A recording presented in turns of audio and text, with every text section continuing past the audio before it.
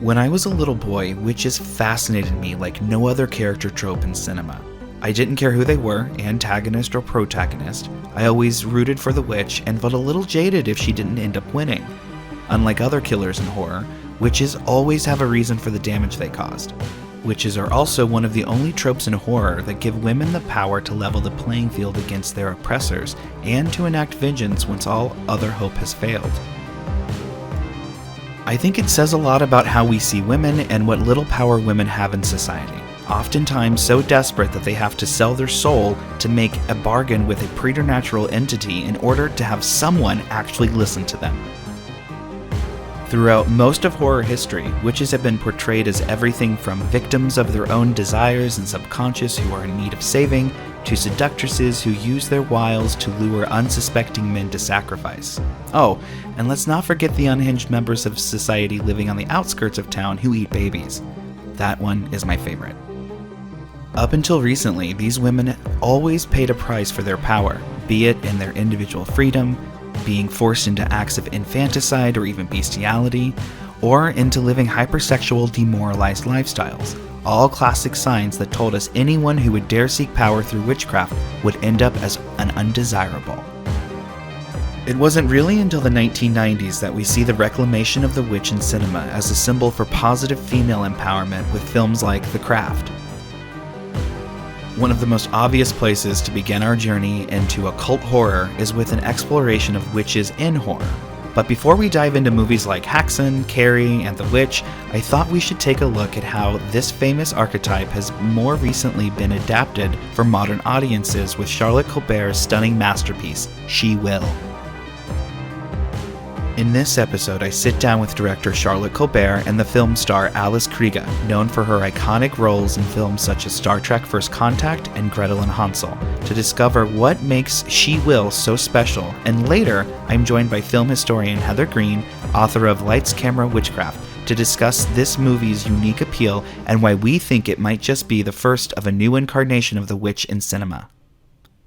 I'm Devin Hunter, and on this episode of Weird Movies, we take our first peek into witches and occult horror. I had a strange dream. It was so real. It's something in the air. Mika. Any pain? Every pain. We really are in the middle of nowhere. It's a solitary retreat. Aha! La Dama. You will get better. My special girl. Wash your bastards out of you.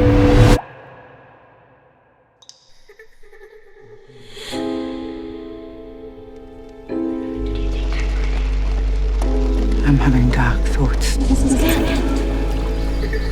The earth was thought to have healing properties from the women who were burned as witches. Would you go back and relive your childhood if you could? We had a special bond. What do you...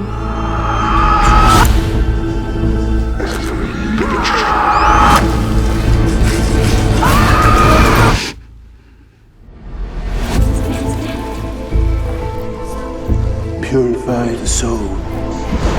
Would you do anything? It would torture you.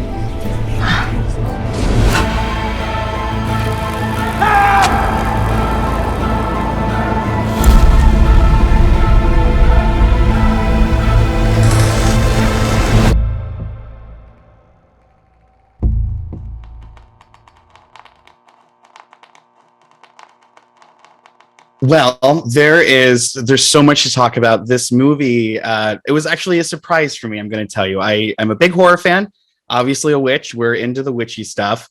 And I was expecting this, just from the synopsis, to be, I don't know, not as amazing as it was to be. I mean, you hit some things that, as a witch, it's part of our narrative, this idea of trauma and how trauma can turn into power. And a lot of people who come to witchcraft talk about having a traumatic experience in their past, and that being the thing that leads them to their greatness, to their power. through the occult, of course, but also, psychologically and the things beyond that. So my questions today are really going to be geared towards that. So Charlotte, I wanted to ask you as the writer, the director, as really seems like co-writer, sorry, okay, co-writer. Yeah, right. There has to have been a lot that went into this film. What was, when you started this process of working on the characters, you started the process of creating this story, how did magic, witchcraft as you perceive it, work its way into that process for you? Yeah, it's so interesting, isn't it? Magic and that, yeah, I'm very interested in archetypal imagery and the way images conjure stuff from ourselves from such a long time ago, and we sort of respond to it, a bit like tarot. Tarot sort of feels like psychology with archetypes. So you look at the imagery, and the imagery gives you something nearly that you already know within you. So I find that really, really interesting, and the kind of questioning of what we perceive as reality, and I guess the limitations that we give ourselves, and how, in a way, we should always keep probing and questioning and expanding that realm of consciousness or understanding or connectiveness, in our relationships to the world and others. I think it's such an interesting space. And I guess dreams as well tap into that, and the kind of, that kind of Jungian idea of the sort of collective unconscious, like a sort of cosmic goo that exists in some kind of netherworld that we can sort of navigate in and out of, and that we're all, linked to. And so in some ways, I think it's so interesting, that idea of, I guess at the moment there's so much split and separation between people and stuff, but it is interesting when you look at it like this cosmic goo or whatever, how actually everything is so connected. Yeah, There's something absolutely very beautiful about that. I think it's such a wonderful way of describing a concept that we have in the occult called the golden thread, and the hidden kingdom. This idea that there are real beautiful things that exist out there, and writers, directors, actors stumble upon these things that are very real occult truths while they're doing the work that they do. And I felt that as we were watching Veronica's character just become this powerful, I don't even want to call it revenge, because it is revenge, but it's more than revenge. It's deeper than revenge, because it carries this weight behind it. As we see her become this incredible witchy character, I really felt that connection between the story that a lot of women have. A lot of women are sharing these days about things that they had to put up with, things that they had to survive in order to just continue on, and how that really does create a mark, in the same way that land that is desecrated by burning witches would be marked. And to see the land and the witch become one in a very modern telling was just quite beautiful. So kudos to you. You did a fantastic job. You both did. So I love your description of it, though. That's great. Oh, I'm in love with this film. This is going to be like, I'm going to be telling everyone they need to go jump on this right away for forever. This is this is going to be added to the cult collection, I think. So if I could switch over to the incredible Alice Krige, who, if we're going to be honest, you're horror movie royalty. Everyone in this house loves you. Every one of my fans, we love you. You actually come up in conversation a whole lot. So before I even knew what this movie was about, I saw that you were part of it, and I went, well, all right, well, we're going to be there. And then seeing this character that you brought to life go through the things that she went through felt incredibly empowering. And so I was wondering, as the actor who brought this character to life, did you experience anything hitting home to that idea that Veronica was having this very spiritual, metaphysical awakening? How did you tap into that? How did you perceive that going into this process? For me, personally, I feel absolutely at sea, and in many ways cut off from myself. If I don't have a dark sky and my feet in the earth. That's me. I grew up, I was born in a vast expanse of desert that was incredibly stark and incredibly powerful for that. There was the force of it was hidden, was contained within the sand. And so that is, I cannot live in a city. I cannot thrive in a city because I need that as a connection. And it does transcend the rational, and it does transcend, it is tapping into, I've said this word several times, but the unknown and the mysterious that we all emerge from, really. And I don't think we have plumbed a fraction of it. And I feel that this piece explores that domain and the power inherent in it, and our connection to it. And also, she's entirely cut off from the world, from other people, from emotion. She's done that as a protection, and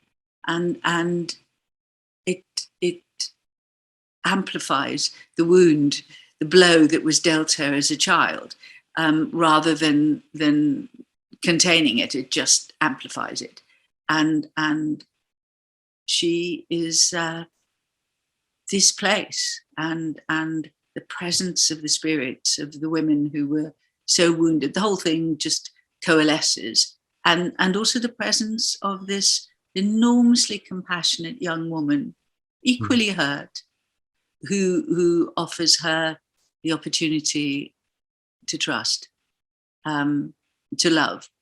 How did I tap into it? It was all there in the script, and it was all inside Charlotte, and I just kind of latched onto Charlotte and held on tight, and she took me through it. I love that. I love that. I really felt there was this between Veronica and Desi. I felt like there was this generational holding of space. I felt like Veronica was able to hold space for Desi, and especially that scene at the end where they're on the train, you know, and we're going to give anything away, but they're on the train. And it finally felt like, okay, Desi has a safe place, but in providing Desi a safe place, Veronica also has a safe place. And that was really powerful, because that's a lot of the work that we do in modern occultism and witchcraft, is holding space so that we can heal and just tell our stories and connect to the most natural parts of existence. The macrocosm, microcosm thing that gets hinted on a lot in this film.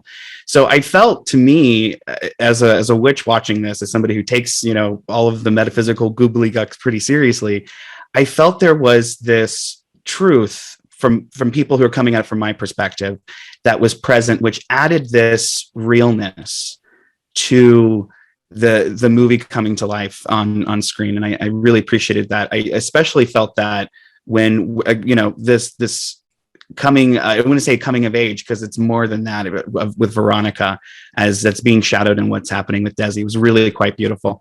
The question I have is, if I can switch this back over to you, Alice, is when you're approaching taking on a character with this much of, I mean, a loaded gun. She's got a whole lot going on inside of her. There's a whole lot going on in the background, and you have to deliver her forward motions in life, right? You're taking this thing that already exists and you're walking her through the next part of the path.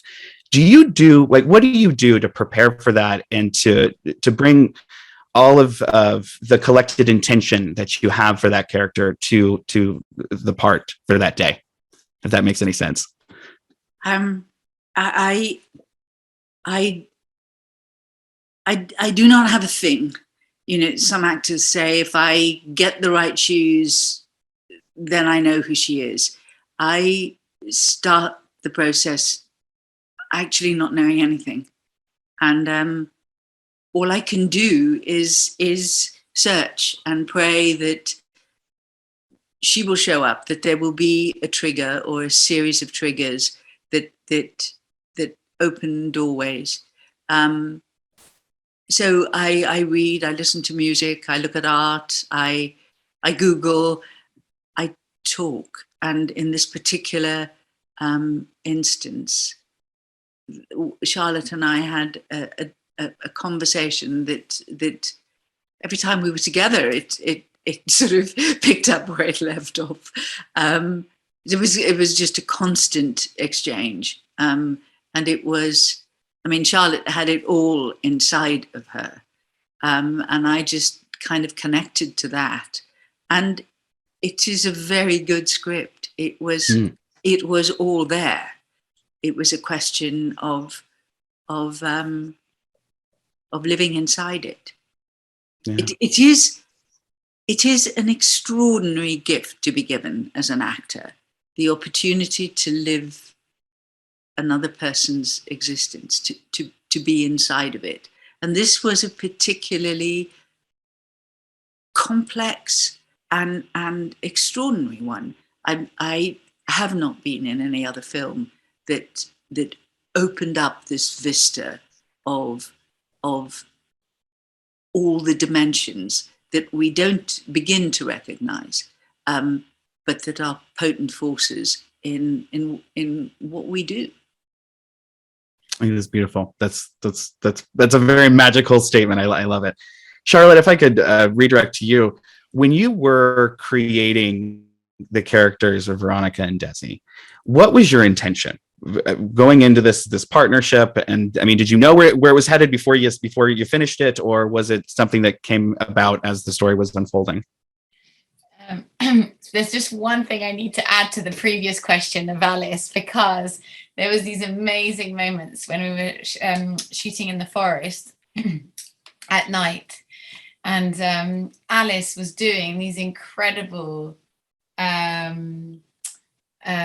sort of like a martial art practice, conjuring, literally you could nearly see it, conjuring energy within herself. As she walks and towards us, she carries this kind of formidable kind of force. And it was just really interesting seeing, like, because obviously movement is really interesting, how it manipulates space and energy, and it was really amazing. So there's just as a side thing, it was like the most dreamy sort of vision of Alice as a kind of magical human, which she is obviously. And then I guess, in terms of the relationship between Veronica and Desi, I think it was really important to Kitty, the notion of the motherless daughter and the childless mother finding each other somehow in this kind of process. I think that was important to her personally, and it was something that she felt strongly about, and I think it developed obviously as the Alice and Kota were cast, and throughout the shoot itself, it being quite a physical, demanding, quick shoot, everyone's sort of put in this cooker pressure. It really sort of tighten that relationship as well. And I think we're very lucky in some ways, because Kota is amazing and was always very, adored Alice as an actor before coming to Scotland. So there was in a way that kind of professional distance with which the film starts, and we were lucky to shoot the more emotional scenes between them towards the end. And so it was interesting how her journey in terms of her relationship to Alice, as well as Desi's relationship to Veronica, in some ways evolved in that sense. That's really cool. That's very. Yeah, I can see how that really would nice. impact the way that Yeah. Well, it looks like my time is almost up, so I definitely want to say thank you to Charlotte and Alice. Thank you very much for taking the time to make this happen. I have one last question for you, Alice. I have one last question for you, Charlotte, and that is, if there was a message that you want young people who are going to be watching this film, young people, we thrive on horror movies. What is the message that you'd want your young horror fans to take with them? That every hurt and every wound can also be a strength. That's awesome. That's all these magical statements y'all are laying out today. Again, thank you so much for the time. Thank you so much for the time. Thank you for making this happen, and thank you for the film. And thank you for really insightful, wonderful questions and understanding. I thank you for the space. Thank you.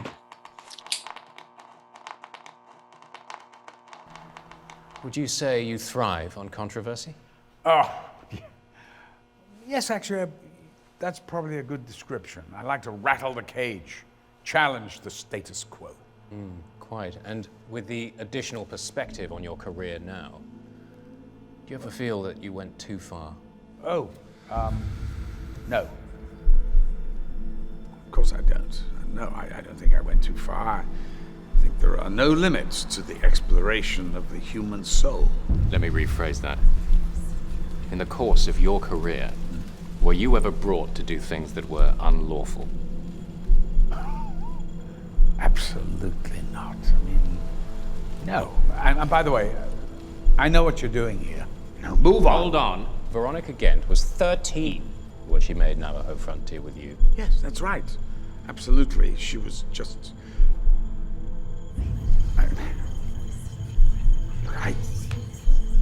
I made her into something.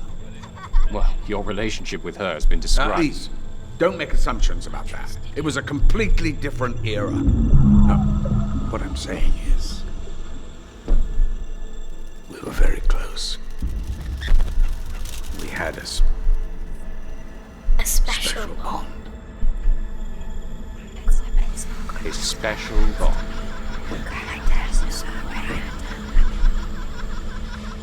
It would torture you.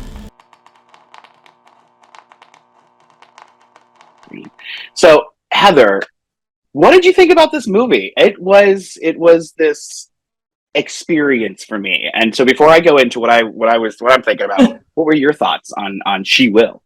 Well, I agree. I think the word experience is perfect because, you know, a lot of these type of films are billed as horror and people go into them thinking they're going to get the typical Halloween movie jump scares and classic slasher stuff. There are lots of different types of horror, and this type of horror really is an experience. It's more like The Witch that came out in 2015-16 than it would be like a movie like Witchcraft or Halloween or any of those. This is an experience, and the horror is more like a lurking presence rather than a sneak up on and you know, pat you on the back and scare you like that. So I found it to be horrifying in that way, creepy. There's a big creep factor in it, and the reasons for it were different and unusual, and I think it really has some not groundbreaking so much as very interesting takes on witchcraft and the representation of it and women's power. And I think that's the important part of it. Yeah. I know the director, when I was speaking with her about her inspiration, which we'll get to in a little bit, folks, that was something that she really wanted to pull in and to the concept, and I thought she did incredibly well. One of the things that when it comes to witch movies, or movies where there are witches, usually there are kind of one or two things that happen. There's this revenge thing that's going on. The witch was persecuted, now she's coming back to kick some ass. Or there's a woman who kind of finds her power usually and then goes off and does something with that. And in a lot of cases, we only get those two kind of stories, and there's not a whole lot of mixing and moving around that goes on with those stories. We get that with She Will to some extent. I mean, that's kind of a crux to it, but it happens in a really weird way, in a really unique way that I thought stuck out. and speaks to the idea of magic and witchcraft being something that we use to address issues in our lives, address healing maybe that needs to go on in our lives. What did you think about the development of the power, the witch power in this movie, and how it ended up kind of coming out towards the end? Yeah, I think that's an important thing you've brought up here, is that in recent years, and we're talking the last 20 years, the most prevalent thing in American film, now I've studied only American film, is that the witchcraft as an allegory for women's power is becoming more and more connected to a social justice type power. It's becoming more and more connected to a way for a woman to get revenge, for better or worse, or for a woman to, even more recently, to find her own power and stay there. You get inklings of it along here and there in the past, but really lately it's been really powerful. What I think is more interesting here, and what's even more present in last couple of years, we're starting to see not only the woman taking the power, but the woman finding, like you said, a healing in there. The woman is embracing this as an innate power, as part of womanhood, as part of her beingness, in a way that's not only just a tool for revenge. I've got to get, like a ghost films, I got to get back at the people who killed me. But also something that's healing and empowers them in a positive way. So you're seeing that dichotomy here, and it grows. It's not something here that's like she's all of a sudden finding witchcraft because her mother was a witch, or because she stumbles into a coven. It's actually naturally her power that's she's connecting to women of the past, generations of them, and she's finding healing along with justice. So it's sort of it's empowering, horrifying, and inspiring in that way. Yeah, absolutely. I know, without giving too much away of the movie, because we want you to go see this movie. It's Right. getting all kinds of interesting reviews. There's really positive reviews, and then it seems like the reviews that, I'm just going to say, the reviews that are not so positive just seem like you weren't paying attention. Like you missed this whole thing, and that's why you're not like it. That's the way it goes in movies, though, But with this film, there's a lot of wonderful feedback that are coming in from practitioners of witchcraft, which isn't usually the case, right? Like usually movies in witchcraft come out and then there's this whole uproar. Even with The Witch, there was like all of this uproar. But that doesn't seem to be the case here. It seems that Charlotte Colbert, when she was writing this, really tapped into something that I think is it's real. And I mean, yes, there's like some fantasy elements to it. Obviously, I mean, there has to be, but there in the way that The Witch spoke to this energy that ebbs into someone's life and then kind of flourishes and flowers. You get that sense here, but the character development that happens along with it, I feel like, yes, we've got, this woman who is healing and she's going through all of these moments of integration from her past and her present. And she's also got this helper with her who is a younger female character who is kind of going through similar-esque kind of shite. And so for me, something that was really powerful was the connection between these two characters.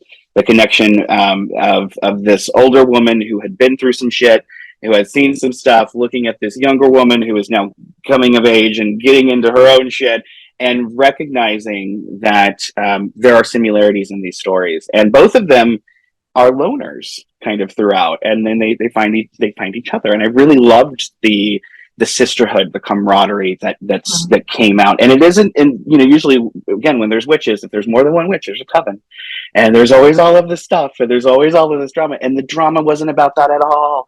It wasn't about that at all. What did you think about our two main characters and their relationship and how that developed?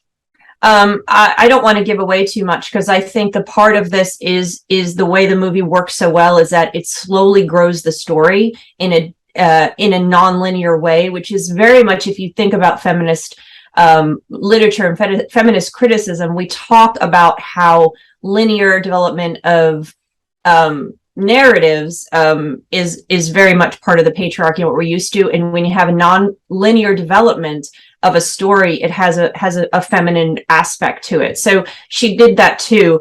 And then that, and getting to your question, I just want to say I don't want to give too much away because of that purpose.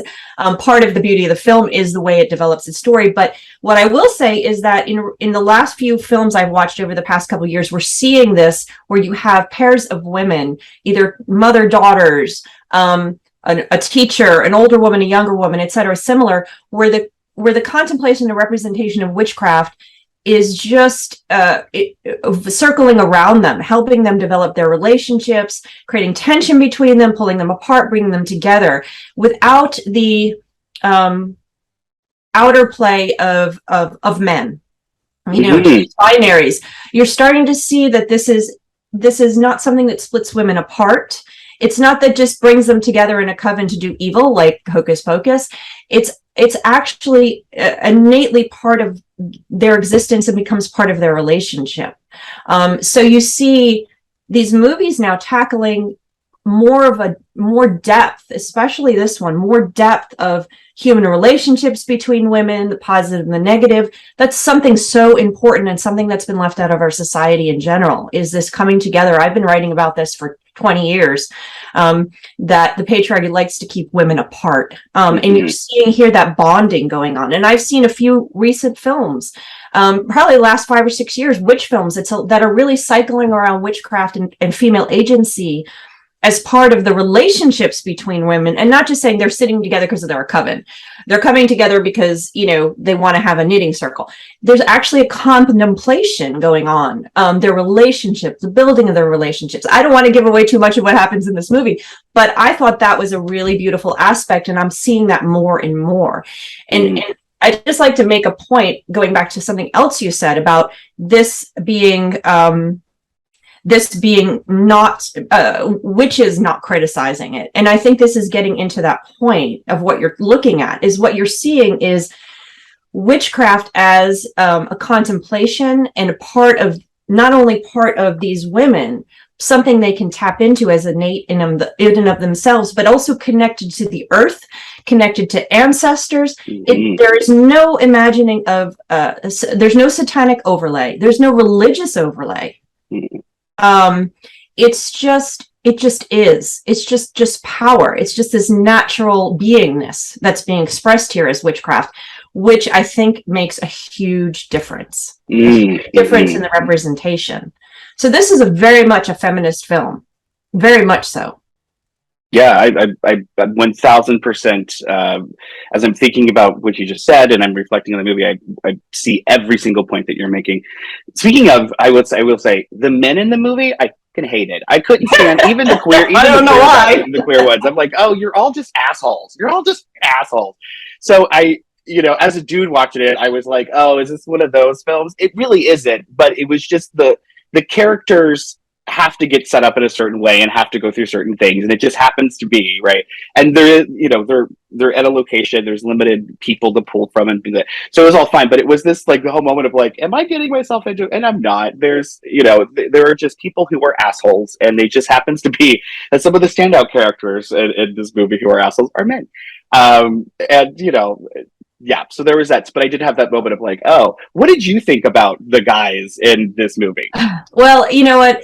I didn't feel like this was a man-hating movie, if that's what we're getting at. No, I don't feel like that, because you have that. That could have been the way she went, and maybe some people are reading it that way, but it didn't center on the men. The men were superfluous. I mean, that was one of the things I really liked about this, is I didn't feel we were discussing women and their power in relation to the men, which is the way witchcraft films are always set up. Yeah.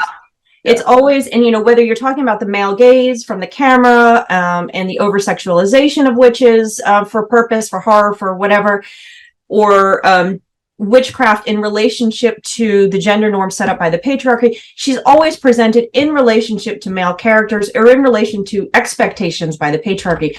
You don't have that here. So the men are addendums.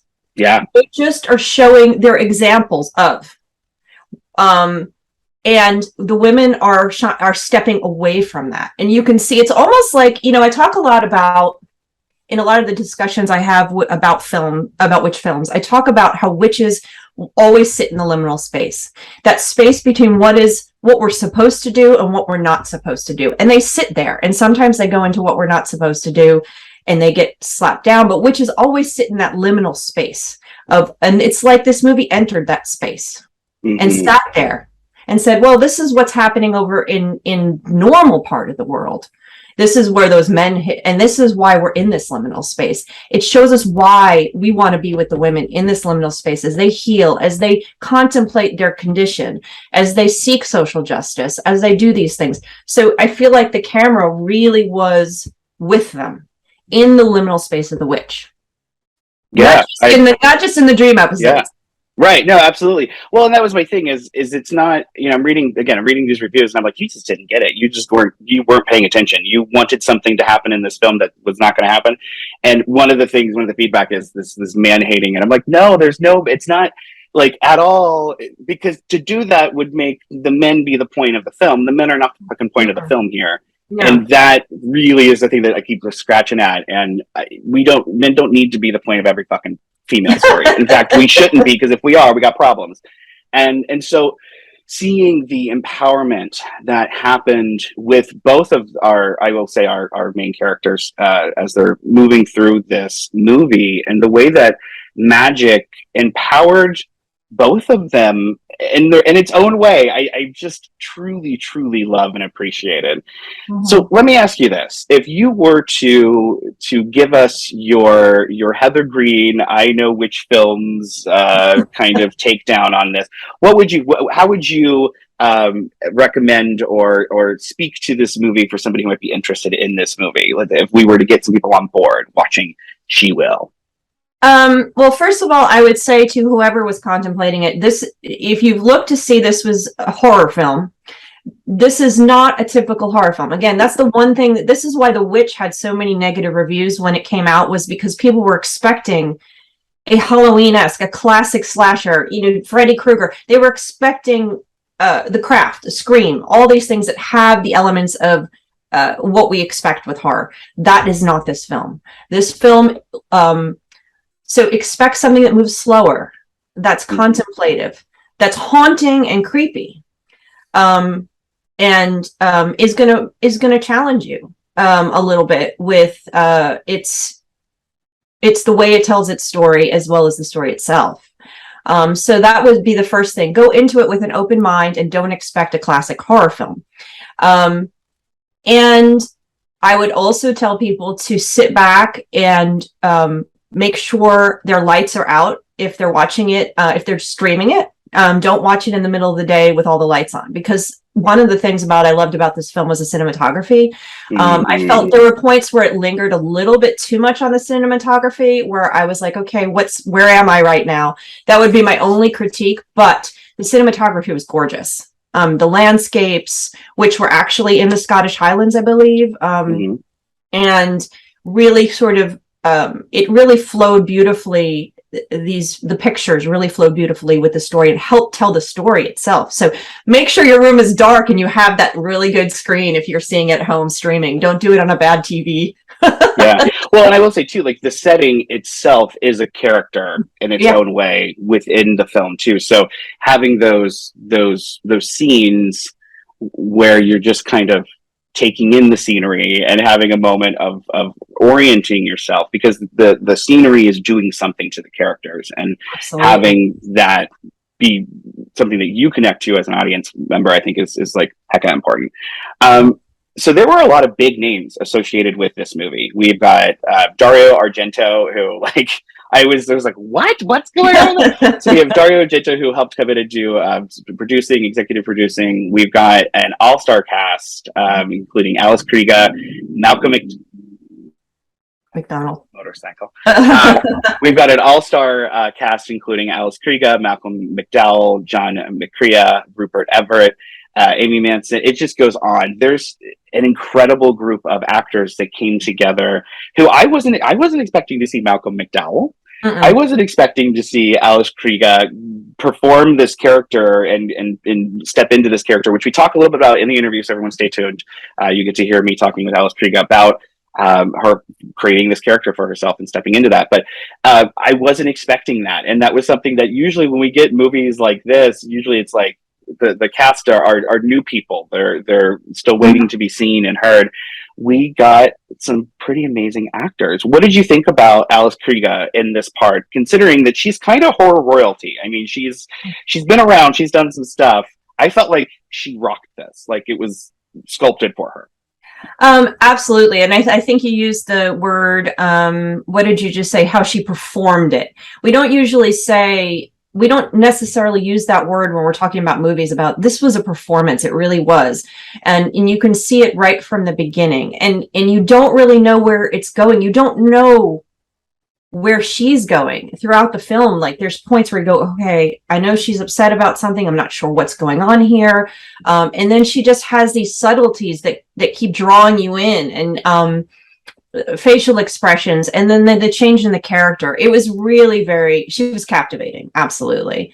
I did love her performance. It was a performance, most certainly. Absolutely. And then Malcolm McDowell, like, if we were just to talk about those two kind of pinnacle names, seeing them together in film space was really interesting, because I had never even, they're like spices. You put spices in a pot and you see what happens. And so seeing them together was like, oh shit. Like, oh yeah, he understood what his character was and what he had done. And and then you've got Alice, who she just brings this like exploratory energy to everything that she does, where she's like fully present as an actor. Like she just shows up into the part, and in this particular part, that was so important because it comes with so much story before we actually hit hit play necessarily. So I just thought she was amazing and did an amazing job. Was there a character, or was there somebody that stuck out in the film for you that you were like, oh, this was a surprise for me? Not really. I think it really was they were all companions to each other. I think they played off of each other beautifully. I think the two women were great characters that were playing off of each other. The differences in their appearances, which played into the narrative itself between young and old. I don't think anyone stood out. I think everybody's performance just balanced really well. I didn't feel like one was above the other ones. The minor characters were so minor that you really don't get the ones at the Scottish Highland, those characters, you don't really get a sense of them. They were good. They were points, decorative points to the narrative. They did their thing. They played their roles. But I really feel like the two main characters were the essence of it, and it really just helped balance each other and do their thing. So I was pretty happy with it. Yeah, I will say the character that I think I appreciated the most throughout the whole film was Desi, and you'll see why. But Coda did. I'm gonna like ruin her last name. I know. I'm gonna look it up, make sure I'm not. Everhart, isn't it? Everhart, yeah. Did a phenomenal job. Just a phenomenal job, and she brought this energy to the film that it really would have been, I think, just a little bleaker. It really would have been very difficult without her. So I really appreciated her part and how she added to the magical things that were happening without even knowing that she was doing it. That was cool. And that's what was so nice about that balance I was talking between them, because you had this sort of this almost depressive frustration in Veronica. It's this depressive frustration that sort of lilted along, and it was heavy. And then you had Desi, who was like, chop, let's go. We got to do this. Can I help it? So there was that energy at the beginning that really was conflicting, and it was creating tension and friction between them. And so you had that note. That was also, an allegorical moment, or allegorical moments, where they're interacting like that, where you're talking about the young and the old, which was a major theme of this film. So you have all that going on between them. And then eventually we start to see, as they learn about the magic, and as that changes them a little bit, and we won't say any more than that, that also changes that friction and their characters, and you start to see it there. So the film had so many layers that paralleled from the way the actors were presented, the way they performed, the way it paralleled the story. And so that was it was well done. Yeah, I think this actually might be one of my favorite representations of witches in movies that's come out in the last 15, 20 years. I mean, I'm going to say it's like up there, and I love me some films, but there's something that sticks with you and that makes this film real. Because, and I think it's because the supernatural things are presented in a very specific way that doesn't make them too supernatural and too super out there feeling. They're natural, actually. Yeah, very natural. And so, going through and having, I think it shapes and speaks to a part of the experience that a lot of us as witches have. And yes, it is in a more dramatic way, but at the same time, it feels, because of those veins of realness, it feels very, very much real to me. So I like it. It's up there in my top 5 out of the last 15, 20 years easily. So, yeah. Okay. And I agree too. And I'm with you on that. I think because it left out the satanic pieces, because the power was linked to ancestors and the land and actual events that happened, the burning and trials of witches, it wasn't linked to some kind of genetic thing. It wasn't linked to Satan. It wasn't linked to some kind of crystal that has appeared and gives you power. It wasn't linked to any of that. It was just pretty much linked to the women and to women beyond that had gone before. And I think part of that also that speaks to a lot of people now, I talk about a lot when I get interviewed and talk about my book, is that not only are witches and witchcraft always existing in that liminal space, which I already said, She Will really captures that, puts us there.